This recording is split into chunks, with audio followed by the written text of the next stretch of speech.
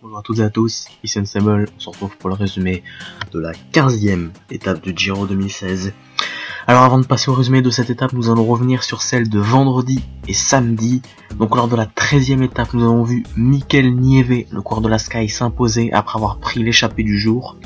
Andrei Amador de la Movistar s'empare du maillot rose de leader. Lors de la 14e étape, c'est Esteban Chavez de l'équipe Orica Green Edge qui s'est imposé devant Steven Kruijswijk. Ce dernier endosse le maillot rose. Valverde a été lâché, il termine à 3 minutes de Chavez et Kruijswijk et Nibali à 37 secondes.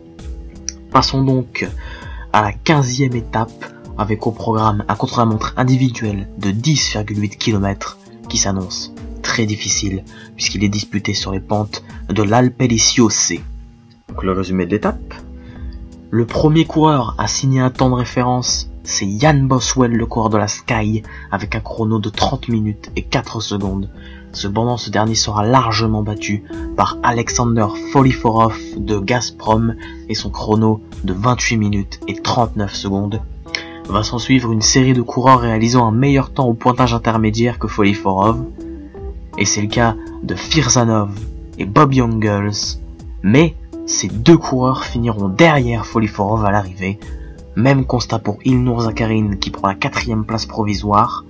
Rafał Majka prend de son côté la 7e, alors que nous assistons à l'arrivée de Valverde. Il signe le 2e temps provisoire à 23 secondes de Foliforov. Une belle réaction de Valverde qui, je vous rappelle, avait perdu 3 minutes lors de l'étape de la veille. C'est ensuite à Esteban Chavez, le 3e du classement général d'arrivée. Il prend la 5e place provisoire. Et sur le parcours, nous voyons un Nibali en difficulté qui perd du temps sur les autres favoris.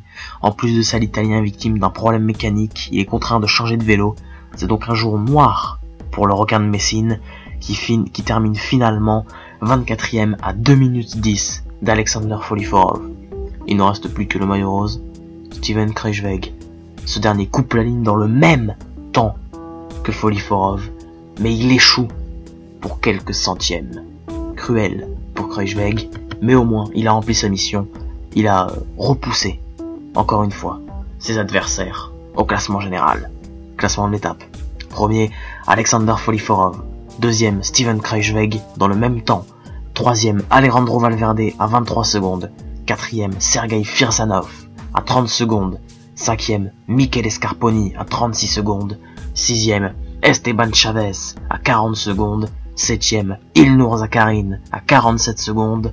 8ème, Joe Dombrowski à 52 secondes. 9ème, Bob Jungels à 1 minute et 4 secondes. 10ème, Rafał Majka à 1 minute et 9 secondes. Le classement général: premier, Steven Kruijswijk. Deuxième, Esteban Chavez à 2 minutes 12. Troisième, Vincenzo Nibali à 2 minutes 51. Quatrième, Alejandro Valverde à 3 minutes 29. 5ème, Rafał Majka à 4 minutes 38.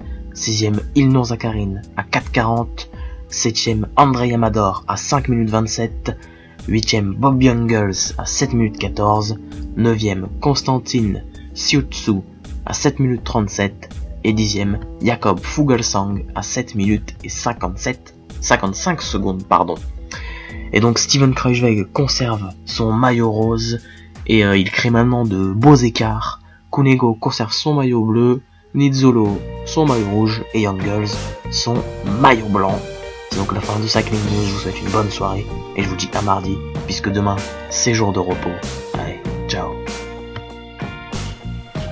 Bienvenue à tous sur le Wrestling News, l'émission qui résume en une journée l'actu de catch de la WWE.